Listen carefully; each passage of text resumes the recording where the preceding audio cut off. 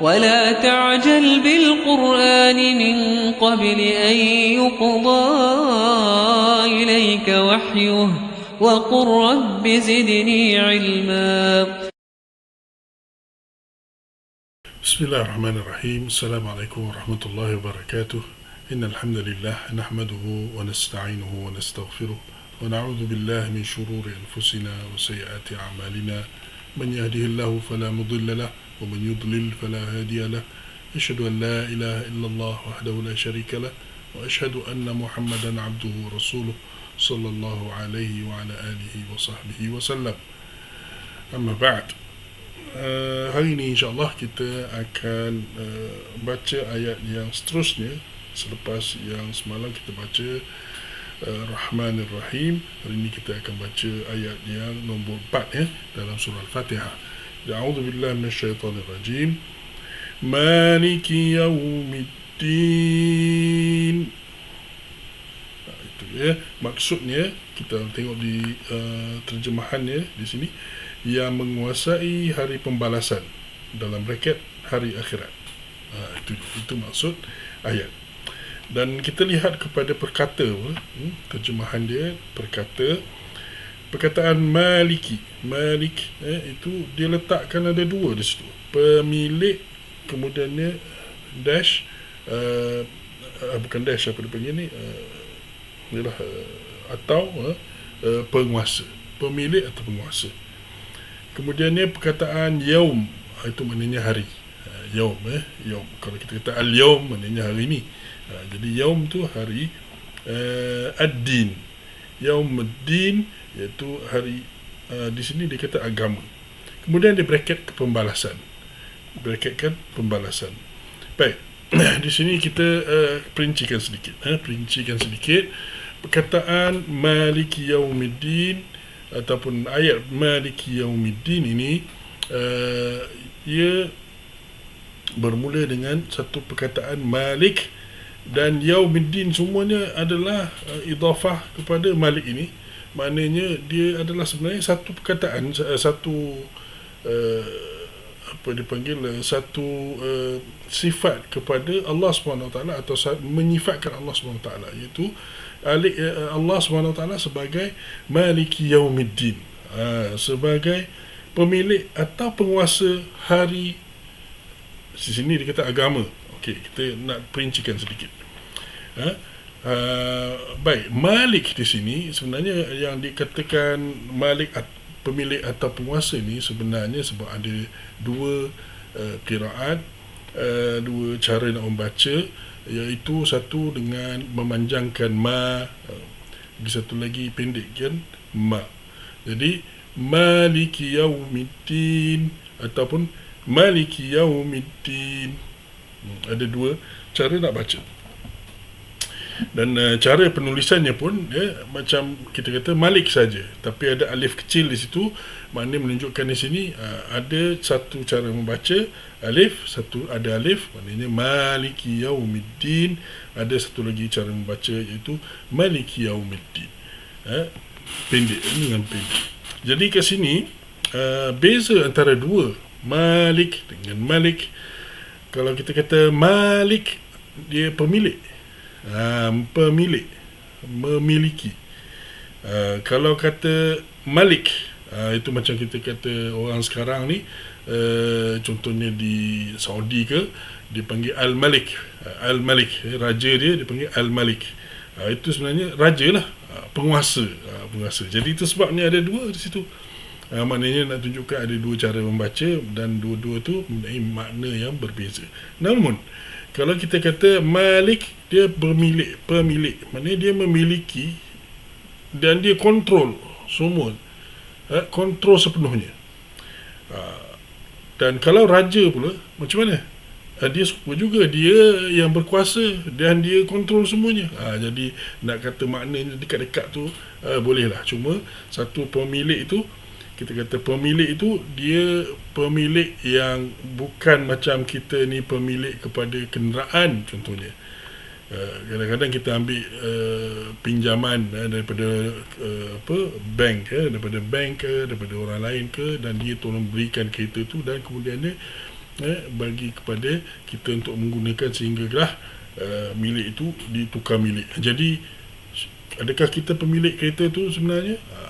Jadi kat situ jadi tanda soal. Namun pemilik, kalau kita kata rumah contohnya, rumah kita beli satu rumah, itu memang kita milik kita, tapi milik sementara. Kenapa kata sementara? Bila kita mati apa jadi? Dia akan jadi tukar dia punya pemilikannya kepada pewaris kita, orang yang mewarisi kita. Jadi milik kita kepada semua benda-benda yang di dunia ni adalah sementara. Sementara Allah SWT macam mana pula? Allah milik dia milik mutlak. Milik dia milik mutlak, dan dia mempunyai kuasa sepenuhnya atas benda semuanya. Apa saja yang Allah cipta, dan kita dah tahu daripada perkataan Rabbul Alamin, Allah yang mencipta semua. Selain daripada Allah tu semua ciptaan Allah. Selain daripada Allah semua adalah ciptaan Allah. Dan bila Allah cipta, Allah lah dia the master. He is the master. Dialah tuan. Dan dia mempunyai kuasa sepenuhnya. Dan dialah yang menyusun semuanya. Dialah menterbiah semuanya. Itu kita dah tahu daripada Rabbil Alamin. Kita dah tahu.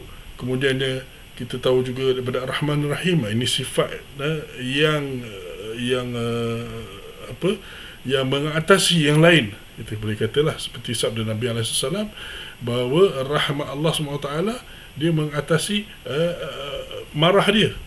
Jadi kat sini Ar-Rahman Ar-Rahim ni, penyayang, kasih Allah SWT, Allah Maha Pengasih, itulah dia punya main sifat yang kita akan nampak.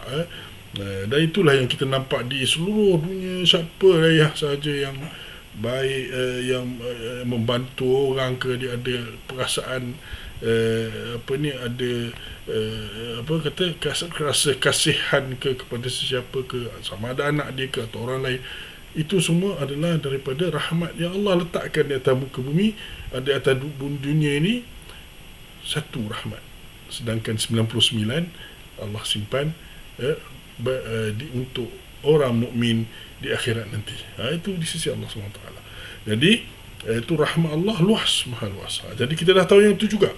Rabbil Alamin dah tahu, Rahman Rahim dah tahu. Jadi kita tanya soalan, macam mana nak dapat rahmat Allah SWT ni? Adakah mudah? Nampak macam mudah lah, sebab itulah yang di highlight mula-mula selepas Rabb tu Rahman Rahim.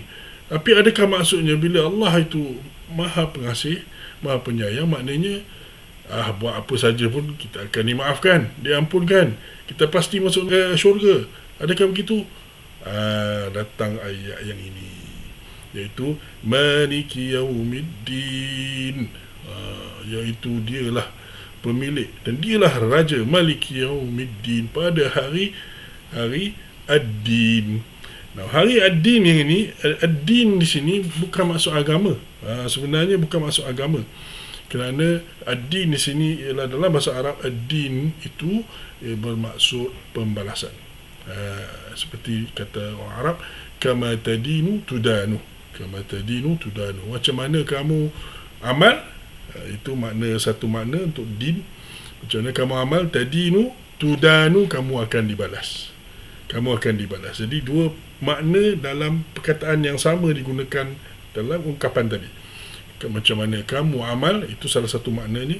Din itu maksudnya hari amal. Tapi hari kiamat, adakah hari amal ataupun hari akhirat tu hari amal? Tak. Amal kita di sini. Jadi tinggal maksud dia yang lagi satu, iaitu pembalasan. Jadi pembalasan lah ialah hari akhirat itu. Dan Allah yang memiliki hari itu.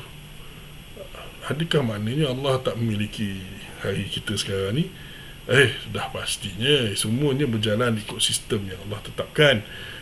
Namun kita nampak dengan sebenar-benarnya, nampak dengan mata kita, rasa semuanya di akhirat nanti, di mana Allah SWT nanti disabdakan oleh Allah SWT, Nabi SAW, bahawa Allah akan berkata pada hari itu, dia sebagai Malikul Muluk, dia sebagai raja segala raja-raja.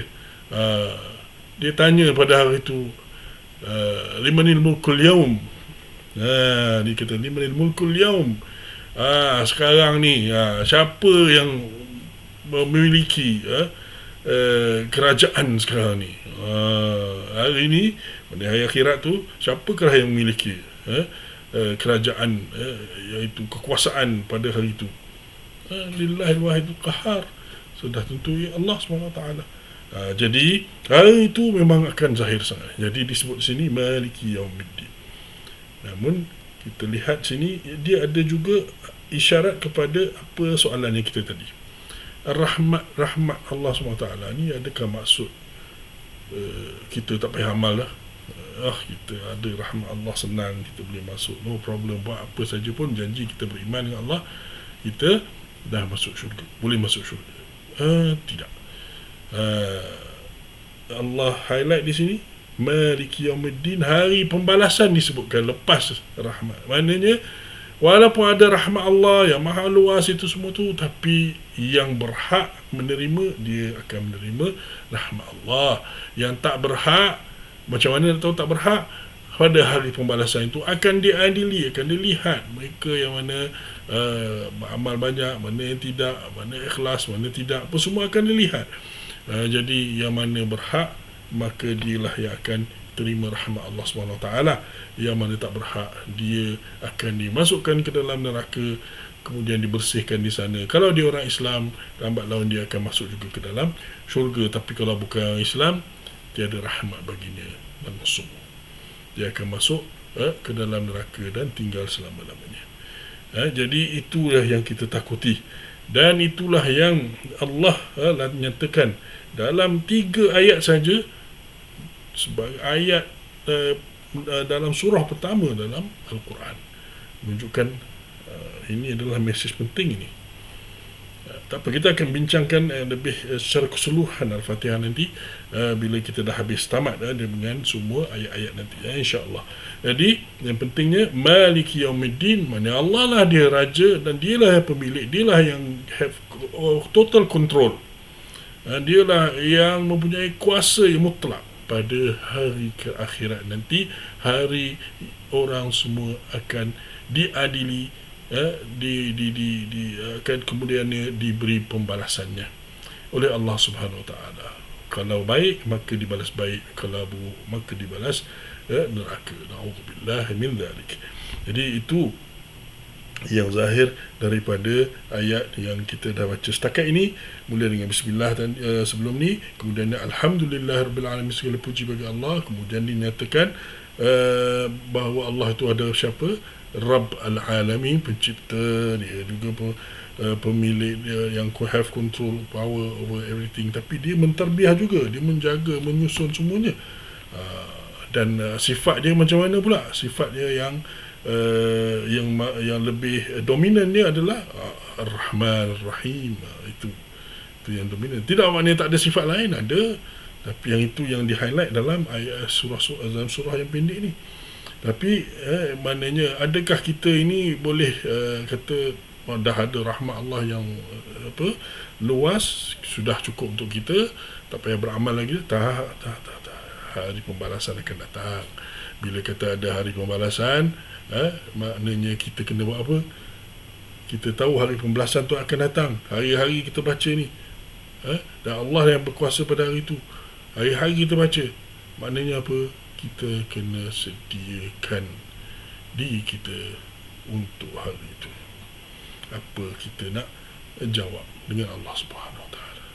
Jadi dalam kita membaca surah Al-Fatihah, walaupun ayat pendek-pendek ini semua, tapi sebenarnya dia memberikan kepada kita sampai Maliki Yaumiddin ni satu kesedaran yang cukup tinggi tentang apa yang kita akan hadapi di akhirat nanti. Jadi semoga kita diberikan taufik oleh Allah Subhanahu Wa Taala untuk merasai dan menjiwai, untuk memahami Al-Quran, petunjuk yang Allah berikan kepada kita, dan diharapnya daripada program ini, siaran Celik Al-Quran ini, sedikit sebanyak dapat kita bantu umat Islam untuk memahami Al-Quran sedikit sebanyak, walaupun tidaklah kita kata secara terperinci sangat-sangat, yang pentingnya apa yang kita perlu insya-Allah ada dalam ini. Cukup insya-Allah pada hari ini. Kita akan pergi kepada ayatnya nombor 5 pada esoknya insya-Allah. Sallallahu ala nabiyyina Muhammad wa ala alihi wa sahbihi ajma'in. Walhamdulillah rabbil alamin. Subhanakallahumma wa bihamdika asyhadu an la ilaha illa anta astaghfiruka wa atubu ilaik. Assalamualaikum warahmatullahi wabarakatuh.